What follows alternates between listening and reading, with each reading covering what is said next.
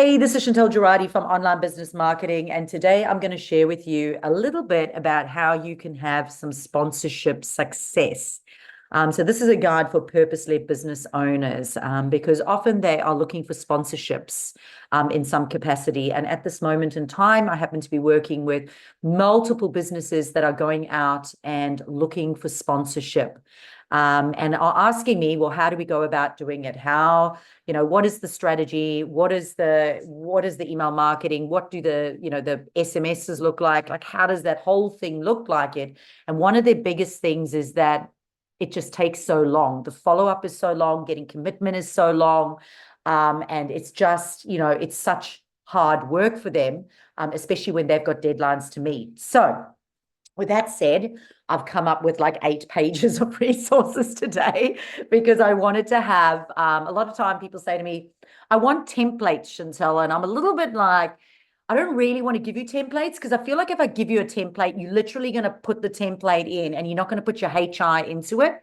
And your HI is your human intelligence. So even if there's a template, just like with ChatGPT, you've still got to go in and you've still got to change it to your tone. You've still got to change it to your intention. You've still got to change it to, put your glitter and your juice into it. And it's still got to have, your customers' feelings and connection points inside it. And this is why I feel like by giving you templates, you just go, I'm just going to use the template, add in 2 words, and I'm just going to send it off. And I'm telling you this right now, listen to the entire strategy that I give you, and then take that as the human intelligence.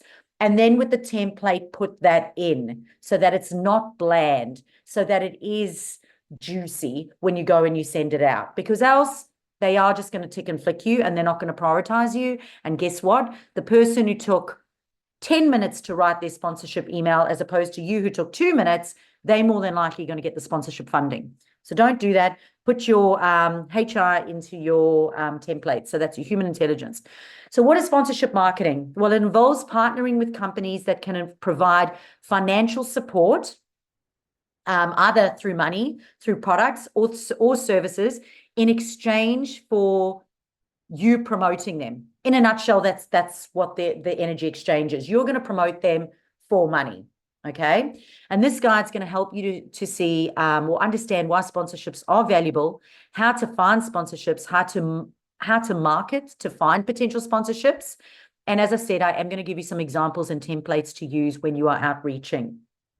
So the first thing is, and some people are not going to like sort of this response, but in my professional opinion, I've come down to these 3 motivations of businesses and why they give you money. Okay, sponsorship, why they give you money, time, or serve or products. And these are the 3 things. One is ego. All right. They are ego-driven sponsors, and they are seeking visibility and recognition. They are wanting their brand to be prominently featured to enhance their reputation. Now, it's important to know these 3 things, because if we know what is motivating their commitment to give you money, then we can start speaking to them in their language, if that makes sense. So number 1 is ego-driven. Number 2, they're looking for a tax offset. So they're looking for opportunities that are going to provide financial benefits through deductions. So it merely is a financial thing. Their accountant has said, to save you some tax for some tax deductions, we'd like you to go and give away some money, right? So that's number 2. And number 3, it's those that actually they're purpose-led, they have the same values as you, they want to contribute, okay? And as far as I'm concerned, often these ones are the best ones to get into bed with. And they may still be driven by a little bit of ego and obviously the tax deduction, which may apply as well. But it's important to know that for me, I feel these are the 3 main drivers, and this is who we need to be speaking to when we go out looking for sponsors. So to effectively attract these sponsors, your marketing and content needs to be tailored to address these drivers, okay? You need to be able to highlight the visibility and prestige they're going to gain. You've got to clearly outline the potential financial benefits, and you've got to emphasize how the sponsorship is going to make a meaningful impact to them and their community. By aligning your messaging with their motivations, you can increase the likelihood of their support. Super, super important. So why do businesses need sponsors? Well, firstly, for financial support. So for example, recently I was supporting Tracy Eaton for the art for project for art sponsorship. And they had been sponsored a camper van, so that's a product, to go around for a month to raise money. So a company sponsored a product. All right. Now, they also needed funding because they needed somebody to pay for the petrol, somebody to pay for the accommodation, somebody to pay for the PR. So they needed financial sponsorships as well. Now, even though they're raising money for a charity, they need money to go to the charity, but they also need sponsorships to come to them. So really important to really understand how it works. So financial support, number one. Number two is increased visibility. So partnering with well-known brands means you can enhance their visibility and your credibility. Therefore, those that are sponsoring with you can now go out to the social media channels, out to your email channels. So now it can be shown that you are partners, you are in alignment together. You can now be in front of each other's audience and grow and increase your visibility. And number three is access to resources. So sponsors can offer resources such as products, services, or expertise that you may have. So for example, I donated my expertise. I went up for the project. I went up there to donate my time to help with the social media, for creating reels, to engage in Facebook groups, and to try and get more donations online through social media. And that was me donating my time. So as a sponsor, I didn't financially contribute. I contributed my resources, which is my time. And number four is for networking opportunities. So for building relationships with sponsors can lead to further business opportunities and collaborations. Therefore, again, as an example, for those people who see me involved with Destiny Rescue, with Tracy Eaton, with Hands Across the Water, with Serving Our People, these are charities that I involve my time in. These people I align myself with. I get known within those communities, and they tend to want to support people who are in alignment with their same values. So it does provide quite good networking opportunities as well. So what exactly is the sponsorship process? Well, firstly, as always, come up with your strategy. What is your overall strategy? Like, how much money do you need to make and why? You've got to determine what type of support do you need. So do you need financial support? Do you need product support? Or do you need service support?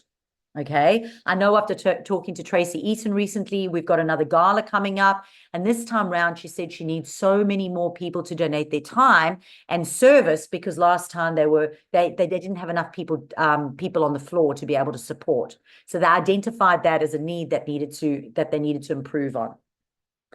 Number two is you've then got to research potential sponsors. So you've got to look for companies or for businesses that align with your business values and your target audience.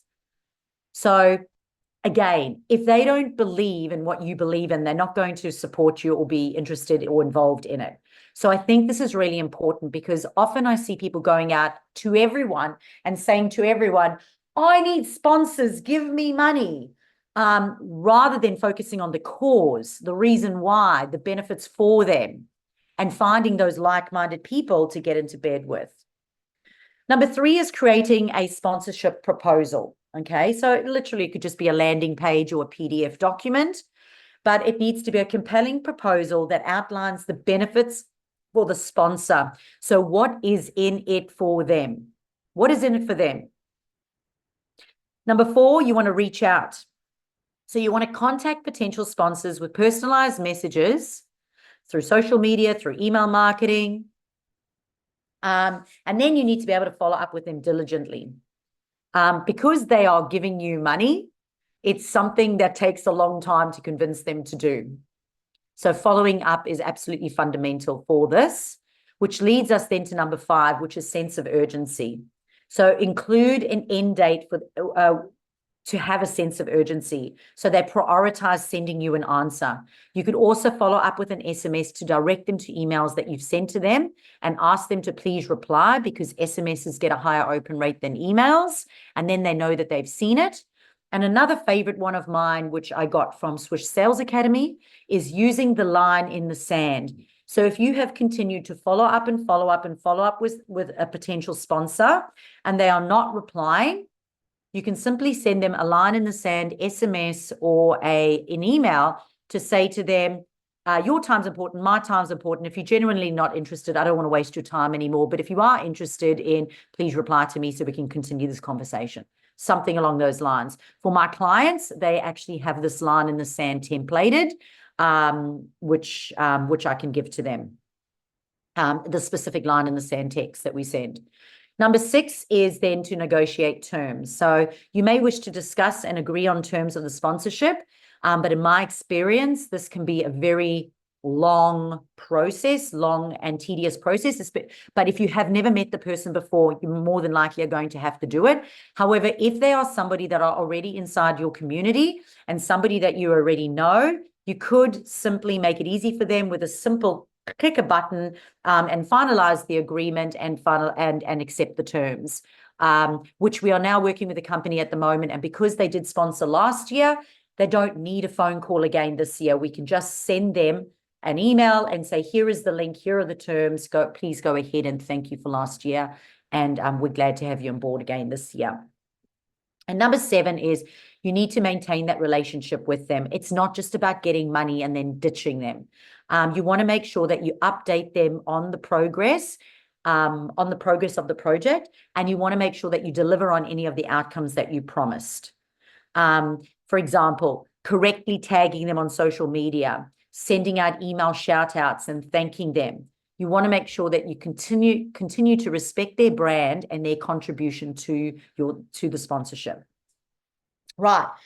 So finding sponsors. Well, research your potential sponsors. So do a good old stalk. I always say start with the hot people. Who are the hot people? They're already in your circle. They're people who already know, like, and trust you. They're people that would bend over backwards for you. They're the people that you go to first.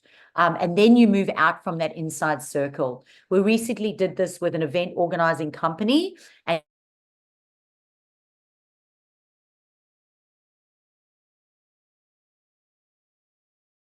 just going out to last year's sponsors, we were able to re-engage those people, thank them for their contribution, really, really, really be so incredibly grateful for it, that and in the language that we used, we were so grateful and showed the benefit of their contribution that within 2 weeks, we almost sold out on all sponsorships without even going to a new lot, only because instead of looking for somebody cold, we focused on those past hot people and we really, really nurtured and looked after them. So really important.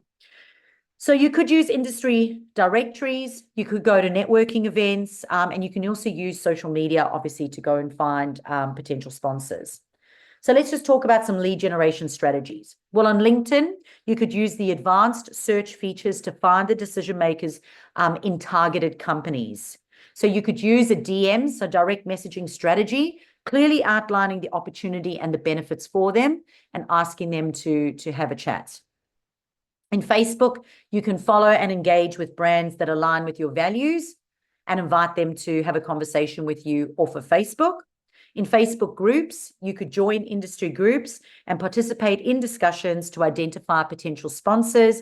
You could ask in those groups to be connected to the like-minded sponsors that you wish to connect to, or you could ask interested parties who have the same values as you to connect with you, to private message you. Through your content, you could use engaging lives, reels, stories, images, posts, and carousels to show your brand values and commitment.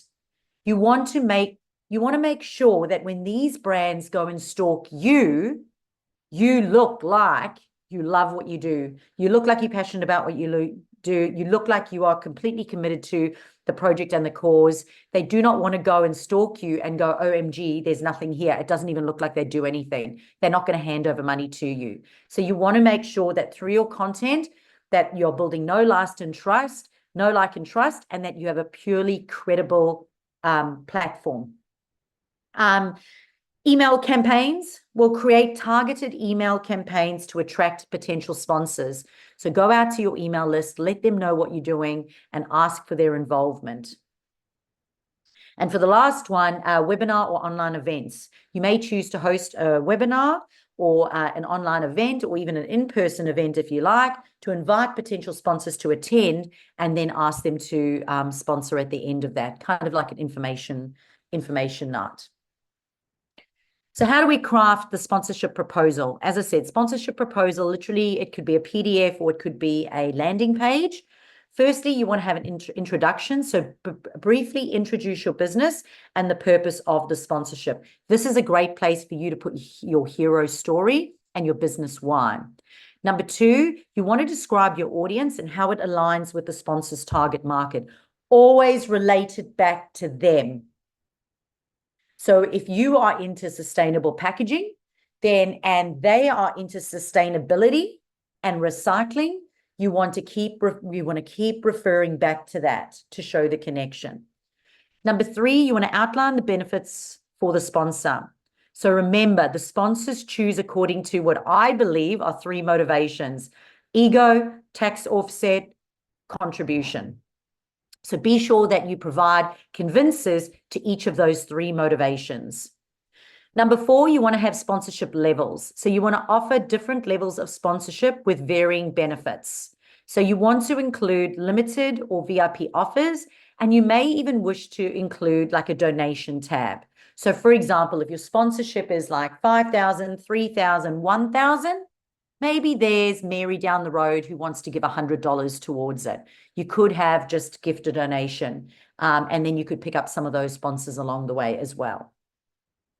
Number five is your call to action. Provide a clear next step and how they can get involved. Remember, a confused mind buys nothing. So in the last strategies that I've done, probably in the last 2 to 3, every single one of them was going out and there was no clear call to action. There was no deadline. There was no sense of urgency. There was no, we've only got 3 of these left. We've only got 2 spaces left for this contribution. There was just no FOMO, fear of missing out, and no sense of urgency in there. So before I go into the templated content that I provided for you, I wanted to first just delve a little bit deeper into the 3 ways to persuade those different motivated sponsorship partners. Okay. So number 1, for the ego-driven business, their focus is on highlighting the visibility and prestige. So you could say something like, partnering with us as a sponsor will place your brand front and center in front of a highly engaged and influential audience. Imagine seeing your logo prominently displayed at our event, mentioned in our marketing materials, and featured in media coverage. This is a unique opportunity to elevate your brand's prestige and reinforce your position as a leader in the industry. Sponsorship will showcase your commitment to excellence and innovation, setting you apart from the competition. So that is a good one to send to somebody who you may think it may be an ego-driven business. Number 2, the tax offset motivated company. You need to emphasize the financial benefits and deductions. So you may say something like this: sponsoring our event not only supports a worthwhile cause, but also significant financial benefits for your company. As a sponsor, you'll be able to take advantage of tax deductions that can positively impact your bottom line. Our sponsorship packages are designed to provide maximum value, ensuring that your investment yields substantial returns, both in terms of financial savings and increased brand visibility. By supporting us, you can achieve your business goals while enjoying considerable tax advantages. And for the last one, for a purpose-led business, you want to align with values and impact. So you could say this: we know that your company is dedicated to making a positive impact and supporting initiatives that align with your values. By sponsoring our event, you'll be directly contributing to a cause that resonates with your mission. Your support will enable us to talk about the outcome of the project, helping to create a lasting and meaningful difference. This partnership is an opportunity to demonstrate your commitment to social responsibility and connect with an audience that shares the same values. Together, we can drive change and make a significant impact in our community. So when I say those 3 things now, you're probably going to be a bit more forgiving for me having come up with those 3 things, because I feel like it now makes sense. If you are unsure about which type that person is motivated by, you may wish to use the language throughout your email, or send an email nurture sequence, one focusing on ego, one focusing on tax, one focusing on purpose-led businesses. It is important to include convinces as well, which I'm going to get into as well. So an example sponsorship proposal template may look like this. You may introduce your business and then talk about the opportunity that you have. You want to mention the audience, which closely aligns with their target audience. Remember, I said connect. Okay. You're then going to add your benefit bullets. So increase brand visibility through our marketing channels. And you may, and I encourage you to do this if you have significant ones, list the followers that you have, list the amount of contacts you have in your email marketing, and give them some stats around your engagement if you've got good ones, because that will help them to commit. Talk about the opportunity to engage directly with your potential customers, credibility from the association with your company. And then again, think about those ego-driven tax offset or meaningful contribution motivators.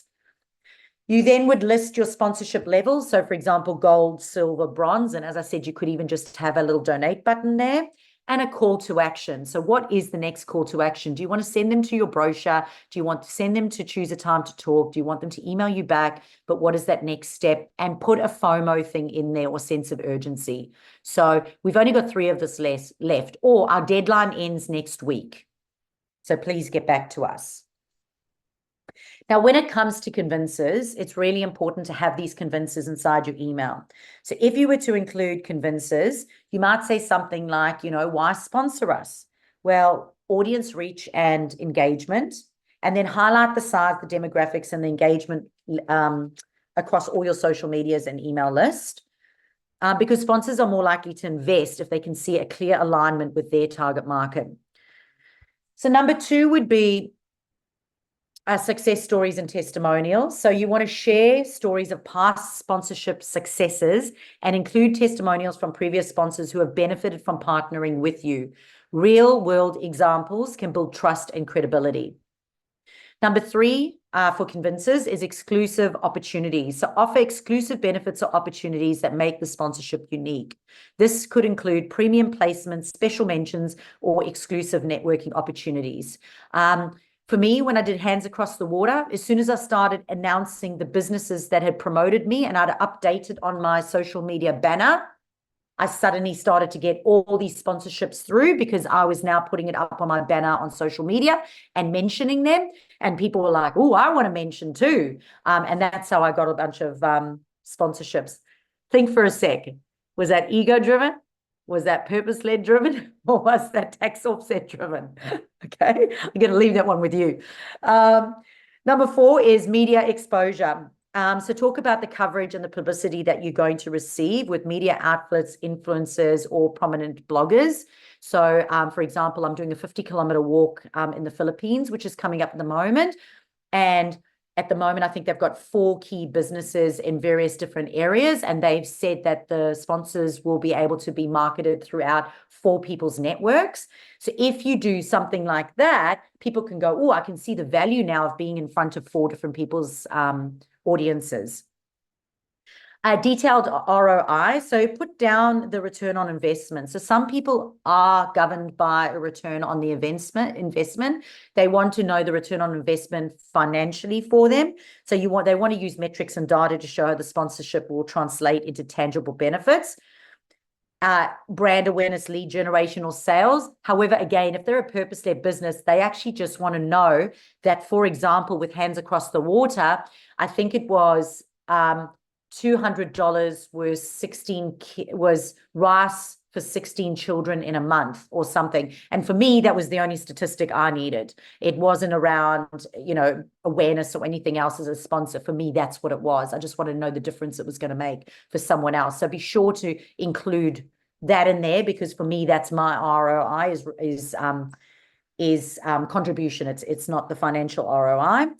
Then customized sponsorship packages, so offer tailored sponsorship packages that align with sponsors' goals and budgets, and have flexibility and options. Like I said, that donate button can sometimes help. Alignment with corporate social responsibility goals, emphasize how the sponsorship aligns with the sponsor's social responsibility goals. So if your project supports social causes or environmental sustainability, highlight these aspects, and remind them that their audience loves it when they do this stuff. If we just say, we love it when you do this stuff, you should do this stuff because you love this stuff. If you remind them, though, your audience loves it when you do this stuff, for some reason, that just seems to work really well. Future collaboration and opportunities. So people just like to, more inclined to invest if they can see a long-term relationship. If they invest, they're more likely to invest next year, and they'll stay and they'll become a part of that initiative, which is great. The impact that it's going to make. So talk about the impact and the significance of the event or the project, and the meaningful outcomes. And then engagement opportunities. So highlight the opportunities for direct engagement with your audience. So are you going to give them speaking slots, panel participation, interactive sessions? For me, as I said, I was tagging them on social media, and I was sending out shout outs to my email list about their business. And businesses absolutely loved me doing that. So for cold email templates and follow-up sequences, again, it just very much has to be what's in it for them. And like I said, again, it can be a little bit like, if I say this, you're not going to put your human intelligence into it, but it really still does need to sound like you. So let me give you an example of a follow-up sponsorship text. I wanted to follow up on a previous email that I sent you. So for example, this might be an SMS to say, I'm following up on an email that I sent you because they haven't replied. We believe that this partnership would be incredibly beneficial for your company, providing significant exposure and engagement for our audience. Our deadline is this, and we have limited opportunities for the right business. So I like to add, we have limited opportunities for the right business because it qualifies and disqualifies. So that would be an example of a text message. When creating your brochure, so if you were to create a brochure, this is the outline of how that brochure would look. Your front page would have something like, I call it a killer headline. A killer headline would be something like, join us as a sponsor, be a part of the change, something that is sort of driven. You could say, boost your brand visibility and connect with your target audience by sponsoring this event. The inside pages are going to have about us. And again, this is a great place for your hero story and your why. Information about the event or the project and its significance, really important. The significance is often more important than anything else. Describe the audience and the demographic. Details of the different sponsorship packages. A list of the benefits for the sponsors, quotes from previous sponsors, and instructions on how to become a sponsor.